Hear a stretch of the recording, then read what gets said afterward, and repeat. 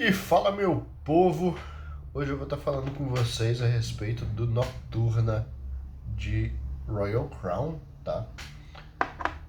Simbora logo pra resenha sem enrolar. O Nocturna é um perfume oriental lançado em 2022, obviamente pela Royal Crown, né? Não tem perfumista declarado, tá? Eu não encontrei pelo menos esse tipo de informação, então a gente não vai saber quem é o gênio por trás da criação do Nocturna. Mas vamos direto aí para as notas dessa fragrância, tá? Na abertura, povo, eu tô com ele aqui nas costas da mão. A gente vai ter aqui listado lixia, pêssego e melão, tá? Nessa abertura, pelo menos ao meu olfato, o destaque ficam para duas notas, tanto a lixia quanto o melão, tá? O melão, em muitos casos, eu não sei se esse aqui é o caso, mas em muitos casos o melão ele é feito a partir de uma molécula chamada calone, que também é uma molécula muito utilizada para fazer perfumes aquáticos, né? Essa molécula também dá a característica, também dá o cheiro do melão. Como eu falei, eu não sei se foi utilizado calone aqui, porque eu não sou um grandíssimo especialista na nota. Eu sei que eu sei dessas duas características, né? Além do fato dela ser utilizada para fazer o acorde oceânico, né? Fazer acordes aquáticos, ela também é utilizada para fazer a nota de melão. E eu sei que em algumas peles, inclusive na minha, em muitos casos, ela dá cheiro de ovo, né? Um cheiro de clara de ovo, um cheiro meio esquisito. Eu não sinto o cheiro de clara de ovo aqui, tá? Vou ser bem sincero com vocês, eu fiquei muito aliviado, né? Porque quando a gente vê a nota de melão ou o calone em si, né? Alguma coisa aquática, a gente já fica com esse medo de ter calone e de dar esse lado de ovo, né? Eu particularmente não sinto esse lado aqui, graças a Deus, o que é muito desagradável, né? Eu já peguei alguns perfumes com esse aspecto de ovo. Aqui realmente eu sinto um aspecto bem natural de melão mesmo, um melão bem adocicado, um melão eu diria até um melão até mais doce do que o melão mesmo, né? A fruta melão. Mas ao mesmo tempo ele mantém ali uma certa naturalidade na questão, principalmente como se fosse a consistência desse melão, tá? Essa coisa da fruta com mais teor de água, que eu já falei aqui em diversos perfumes ao longo desse tempo, né? Realmente ele traz esse aspecto de algo, de uma fruta mais aquosa, né?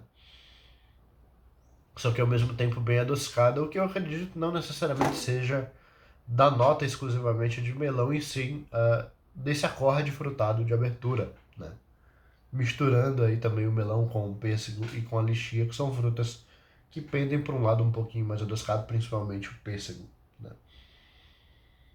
Não sinto muito realmente do pêssego aqui, o cheiro do pêssego não prevalece, pelo menos ao meu olfato, nessa abertura. Dá para sentir um pouco ali da lixia, que mistura muito com esse melão, dando meio que como se fosse um melão rosa, tá? Um melão com algo um pouco rosa ali no meio. E essa lixia, ela dá, além desse tom meio rosa, ela também dá um certo lado meio azedinho para essa abertura, né? O que eu acho muito interessante porque quebra esse doçor que poderia ser excessivo, né? Do melão com pêssego. Então,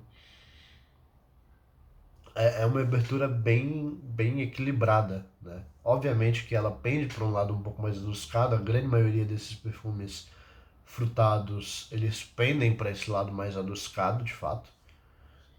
E esse aqui não é diferente, mas dentro do limite, né, dentro do possível, respeitando a proposta do perfume em si, o que realmente eles queriam passar, é um perfume que está muito bem equilibrado, tá?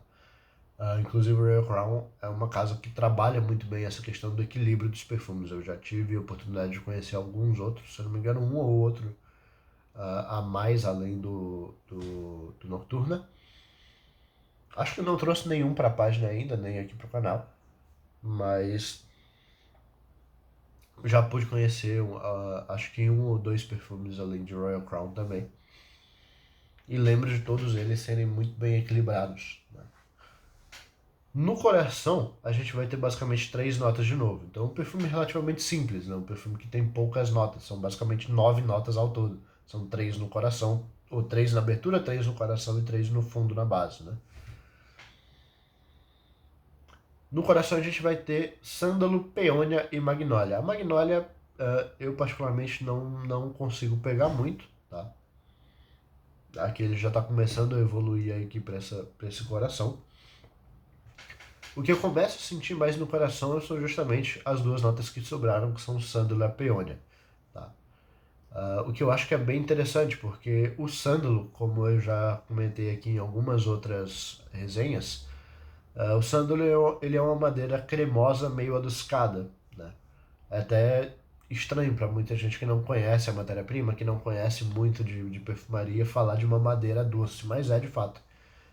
Ela não é doce, doce, doce como, sei lá, uma baunilha, alguma coisa do tipo, mas ela tem um lado adocicado cremoso, né? É bem interessante. O sândalo é uma das minhas notas favoritas na perfumaria. Uma nota que eu gosto muito, embora seja uma nota muito comum, né, de certa forma. Ela é muito utilizada na perfumaria, inclusive na perfumaria designer mais tradicional. Então, de certa forma, ela acaba sendo uma matéria-prima meio clichê, digamos assim, né? Uma matéria-prima que não tem tanto originalidade, basicamente, digamos assim. Claro que isso tudo vai depender da forma com que é utilizada, né? Mas enfim, aqui realmente o sândalo vai ter essa característica mais básica de uma madeira cremosa adocicada. Ele vai trazer bastante cremosidade para essa fragrância, mas ao mesmo tempo com esse lado amadeirado que equilibra muito bem. Desculpa eu estar um pouco fanho hoje, acordei meio esquisito. Acordei com o nariz meio entupido, então tô meio fanho hoje, galera. E além de tudo vai ter a peônia, tá? Inclusive essa peônia pra mim é uma das notas mais geniais desse perfume, eu vou explicar exatamente por quê. Lembra que ele abriu com melão e com a lixia, que eu falei que justamente traz um lado rosa, um lado frutadinho, levemente azedo? A peônia continua isso de uma maneira muito bonita. Né? Obviamente que são duas notas completamente diferentes, são duas notas, é uma nota frutada e uma nota floral, não tem nada a ver uma com a outra, mas a peônia, para quem não conhece a nota, a maneira mais fácil que eu poderia descrever a nota de peônia é como se ela fosse uma rosa menos potente, uma rosa mais sedosa e mais suave, uma rosa mais leve mesmo, até suavemente ali, não sei necessariamente se eu diria aquosa, mas é como se fosse uma rosa meio diluída, tá? Basicamente. É a forma mais fácil que eu consigo explicar para vocês. Uma rosa mais suave, sedosa e meio que diluída nessa coisa, como se fosse algo meio aquoso também. É um floral que eu gosto muito, tá? O peônia é um dos meus florais favoritos, inclusive. Então, ela continua. Então, o que eu quis dizer dessa questão da peônia continuar é que ela continua a vibe. Né? Ela continua esse lado rosa, esse lado um pouco mais aquoso, mais suave. E ela continua essa mesma intenção que a Lixia estava dando na abertura. Eu acho isso genial, quando o perfumista ele consegue trazer um link entre as diferentes fases da fragrância. Né? E aqui é feito isso de uma maneira muito bonita. Com o tempo, as notas de base começam a aparecer, principalmente a primeira nota que eu consigo notar. Na verdade, é porque na pirâmide olfativa tem uma nota que repete, então basicamente seria uma nota que continua durante toda essas duas fases, né? Tanto a fase de coração quanto a fase de fundo, que é a nota de peônia, justamente que eu já expliquei para vocês. Ela vai basicamente continuar até o final da fragrância. Então, das notas que aparecem exclusivamente na base, a primeira que aparece para mim aqui é o âmbar cinzento. vulgo ambergris, né? Eu não sei exatamente se é ambergris ou se é algum outro sintético que tenta emular o cheiro do ambergris. Acredito eu que seja ambergris natural, tá? O Royal Crown tem condição de fazer isso e acredito que eles devam ter feito. É um ambergris bem de altíssima qualidade aqui, realmente.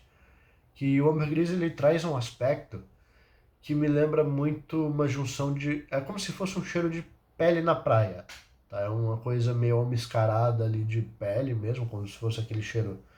É engraçado, porque você sabe que você tá com um perfume, mas é como se fosse o cheiro da sua pele natural, como se não tivesse perfume.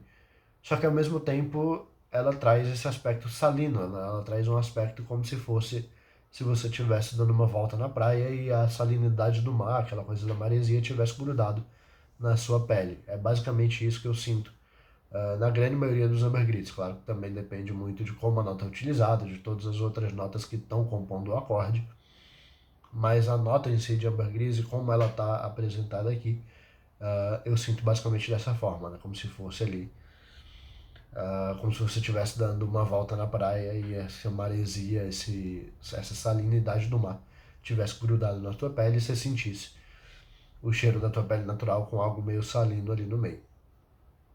E claro, a gente começa a sentir também a nota de baunilha, o que é muito importante porque lembra a continuidade? Pois é, ela dá continuidade à nota de sândalo da abertura, que também estava dando um lado adocicado e um lado cremoso. A baunilha continua exatamente isso, obviamente da sua maneira, né? Da sua forma, com um cheiro diferente, mas ela continua essa mesma intenção de algo adocicado, cremoso. Né? A baunilha aqui realmente continua essa mesma vibe, né? Com um lado até levemente lactônico, aquela coisa bem clássica da baunilha, mais gourmandzona, né?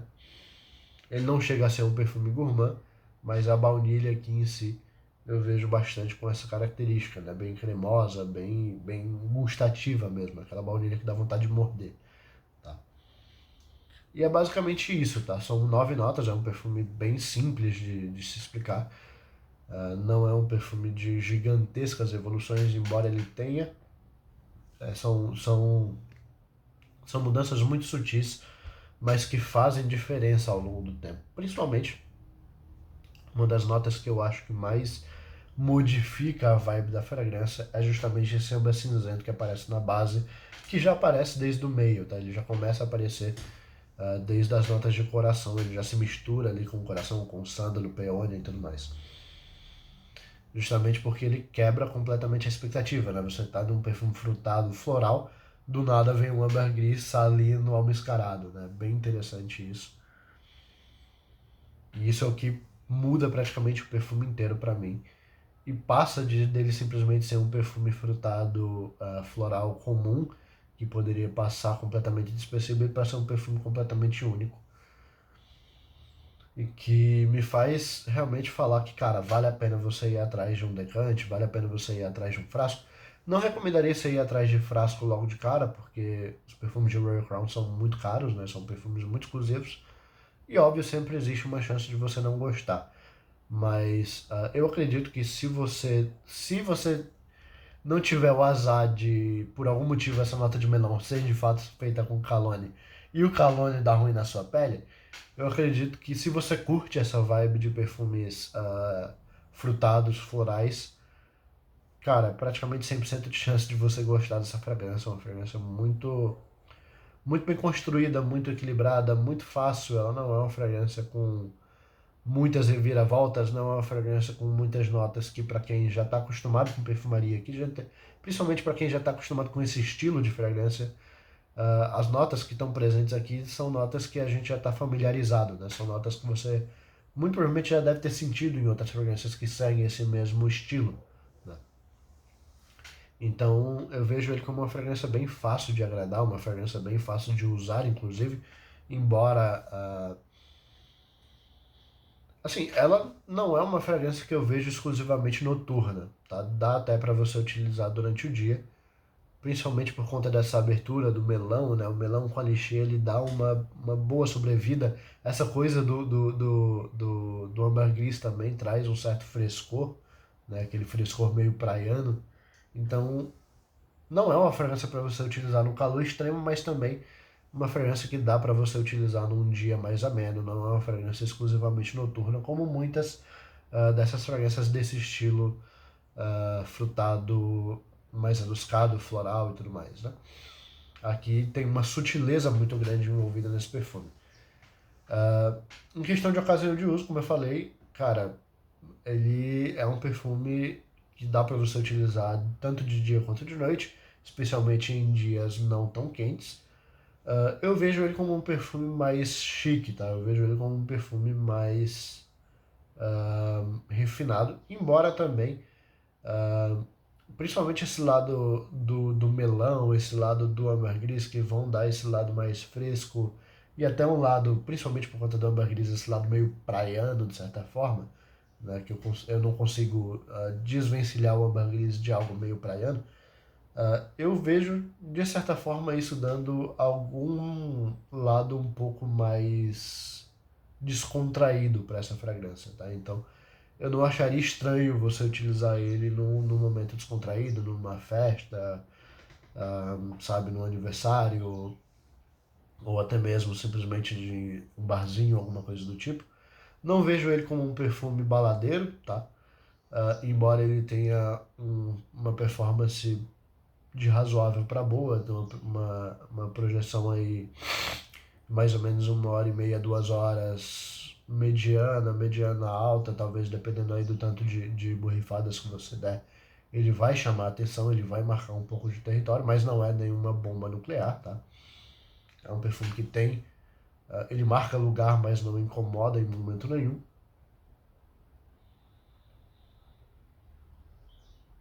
Cara, esse perfume é muito gostoso, tá? Ele é muito agradável, muito fácil de usar, enfim. Já falei questão de projeção e fixação, né? Já falei questão de desempenho. Eu já falei questão de ocasiões de uso e já expliquei o cheiro. Então é basicamente isso que eu tinha para falar para vocês a respeito do Nocturna.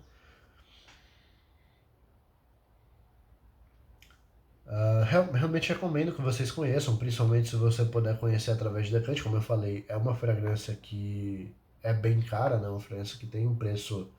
Uh, a casa Royal Crown cobra um preço que é justo, tá? Tendo em conta a qualidade, tendo em conta o equilíbrio, tendo em conta principalmente também o posicionamento da casa em si, o nível de luxo que ela entrega em termos de apresentação e etc, etc, eu acho que é um preço justo pelo que eles cobram, tá? A fragrância não tá aquém do preço. Claro que isso é uma coisa de cada um, né? Cada um que vai julgar se de fato vale a pena.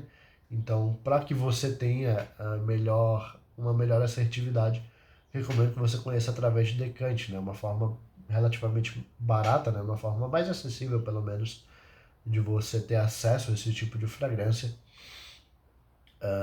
e conhecer, utilizar com calma, utilizar devagarzinho em casa, sentindo todas as notas, sentindo a evolução, vendo se de fato aquilo faz sentido para você e se de fato, obviamente, vale a pena você gastar o preço que é cobrado nesse tipo de fragrância, tá? Mas de fato é uma fragrância que eu vejo como uma fragrância fácil, tá? Não vejo ele como uma fragrância que vai ter gigantescos desafios, exceto, obviamente, se essa nota de melão pegar o Calone. Né? Na minha pele não pega, mas eu não posso falar por todo mundo, porque Calone, essa questão da reação do Calone dar cheiro de ovo é uma coisa que acontece muito de pele para pele e de perfume para perfume. Às vezes, eu tenho uma pele sensível para Calone, mas não necessariamente todo perfume com Calone eu vou sentir esse aspecto. Então é de teste, é de você ir testando na pele e ver como que a sua pele reage a cada perfume. Tá? Mas é isso, povo. Espero que vocês tenham gostado da resenha. A gente se vê numa próxima. Valeu, falou e até mais.